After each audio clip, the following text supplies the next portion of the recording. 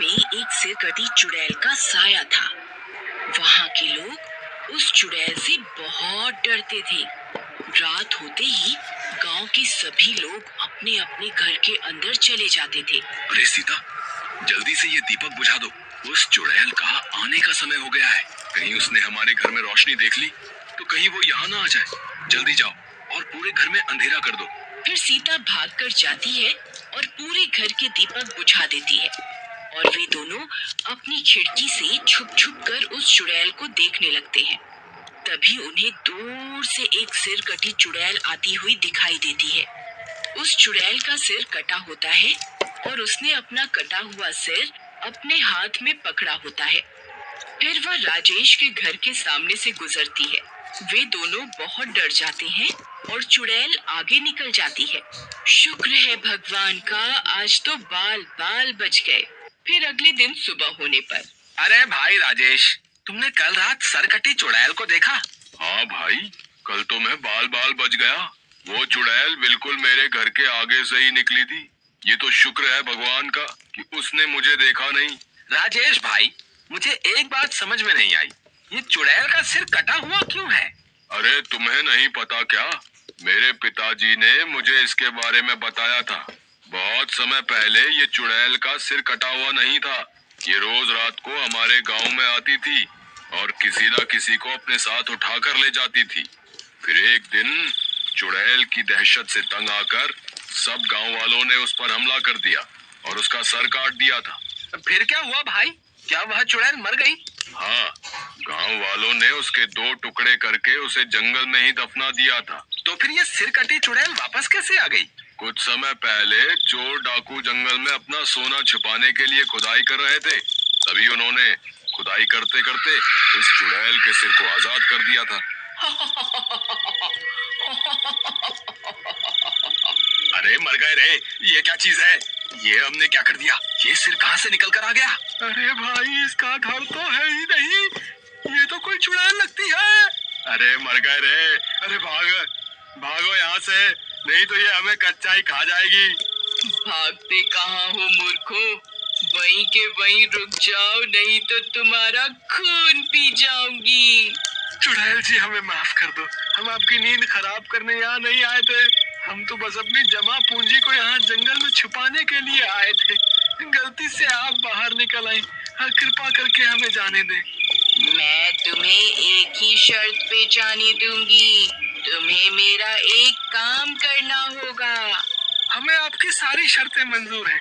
आप जो कहेंगे हम वो करेंगे, बस आप हमारी जान बख्श दें। कुछ साल पहले इन गांव वालों ने धोखे से मेरा धड़ मेरे शरीर से अलग कर दिया था और यहीं पास में दफन कर दिया था। तुमने मेरा सिर तो आजाद कर दिया, लेकिन मेरा धड़ अभी भी यहीं कहीं दफन है। तुम्हें मेरा धड़ खोद कर निकालना होगा, तभी मैं तुम्हें यहाँ से जाने दूंगी। ठीक है, हमें मंजूर है, हम अभी आपका धड़ खोद के निकाल देते हैं। फिर वे सारे चोर उस चुड़ैल का धड़ ढूंढना शुरू कर देते हैं। कुछ समय खुदाई करने पर उन्हें उस चुड़ैल का धड़ भी मिल जाता है। फिर वह धड़ चलकर अपने कटे हुए सिर के पास पहुंच जाता है। फिर वह चुड़ैल अपने सिर को अपने धड़ से जोड़ने की कोशिश करती है, लेकिन जैसे ही वह अपना सिर अपने धड़ पर रखती है, उसका सिर नीचे गिर जाता है। वह फिर से कोशिश करती है, लेकिन फिर से उसका सिर नीचे गिर जाता है। अरे ये क्या, मेरा सिर तो वापस मेरे धड़ से जुड़ ही नहीं रहा।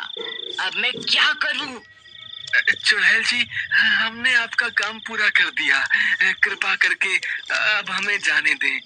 इतना बोलकर वे सारे चोर डाकू वहां से दुम दबाकर भाग जाते हैं। उस दिन के बाद से ही उस चुड़ैल का नाम सिरकटी चुड़ैल पड़ गया और अब वह अपना सिर उठाए रोज अपने शिकार की तलाश में हमारे गांव में आती है।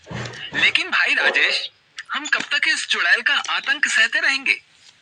हम सब गांव वालों को मिलकर कुछ ना कुछ करना होगा। तुम सही कहते हो कन्हैया, हम अभी सरपंच के पास चलते हैं, वही कोई ना कोई रास्ता निकालेंगे। सरपंच जी, आपको तो पता ही है इस सरकटी चुड़ैल के आतंक के बारे में। मुझे लगता है अब वक्त आ गया है हम सबको मिलकर इस सिरकटी चुड़ैल का सामना करना ही होगा, नहीं तो हमारे बच्चे दिन में भी घर से बाहर निकलने में डरने लगेंगे।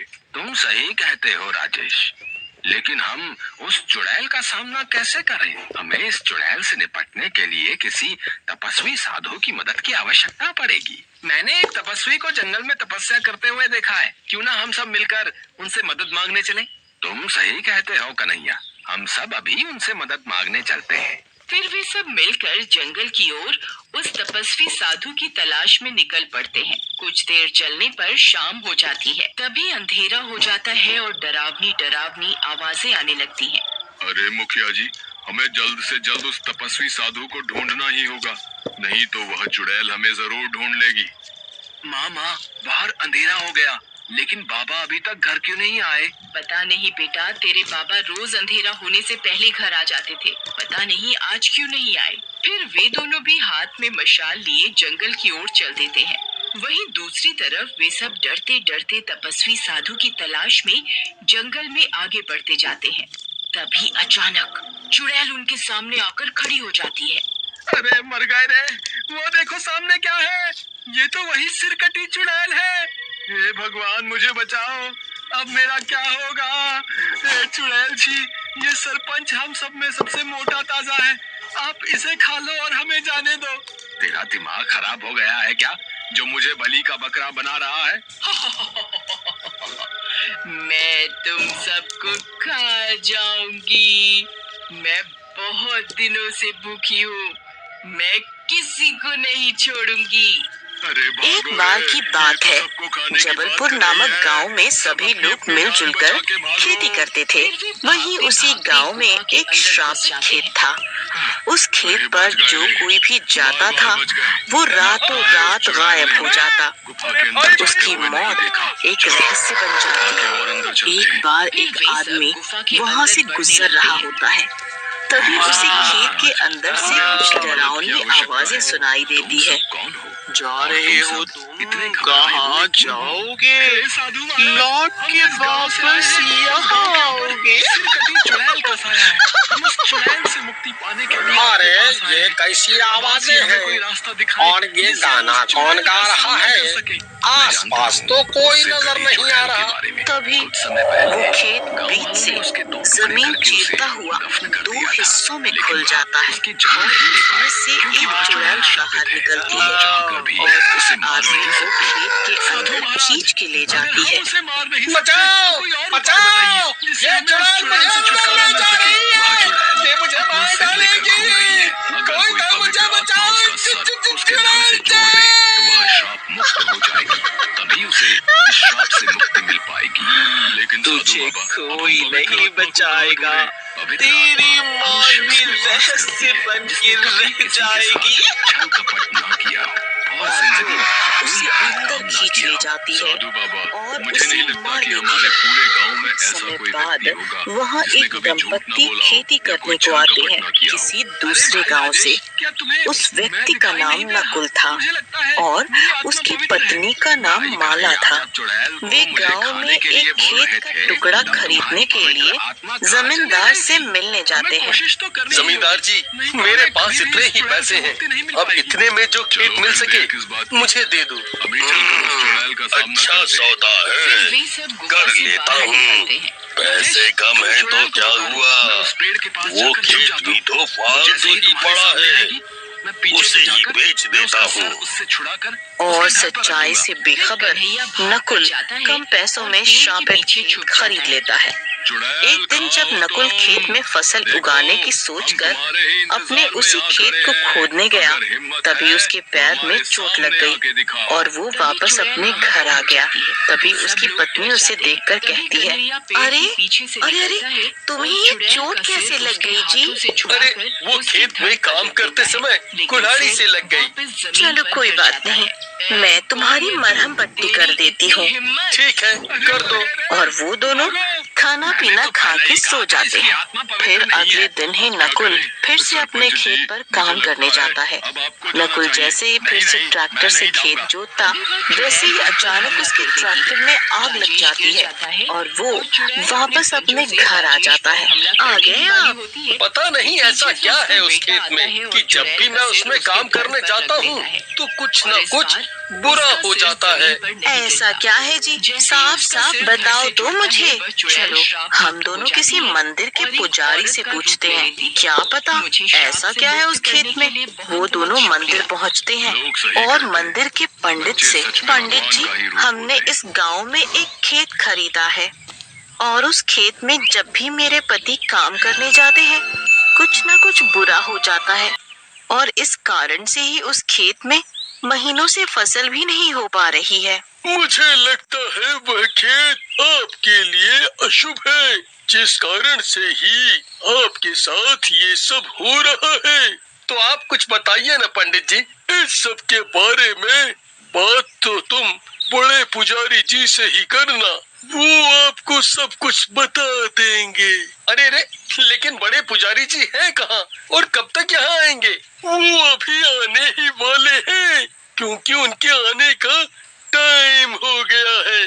ठीक है। तभी वो बड़ा पुजारी भी वहाँ आ जाता है। नकुल और उसकी पत्नी उसे देखकर, पुजारी जी, हमारे साथ ऐसा ऐसा हुआ है, आप ही कुछ उपाय बताएं।